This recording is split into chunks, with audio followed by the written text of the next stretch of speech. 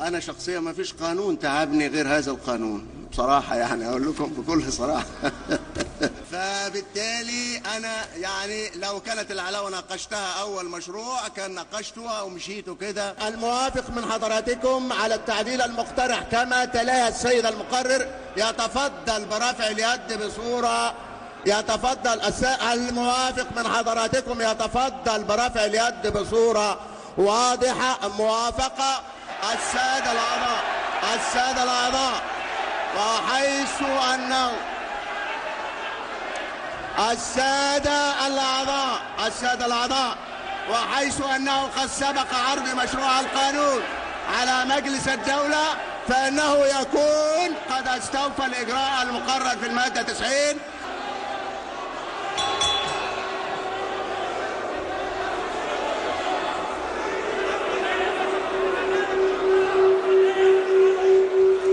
أرجو الجلوس. السادة الأعضاء أرجو الجلوس.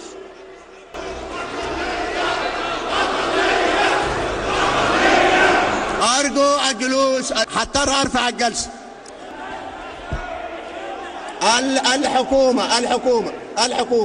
الحكومة بتعد إنها تصرف كل المتجمد قبل شهر رمضان بدايته إن شاء الله إذا تمت الموافقة على هذا القانون، ولكن إذا لم تتم الموافقة فالحكومة ستضطر إلى سحب مشروع القانون لحين التفكير في تدبير موارد. مش هنقدر.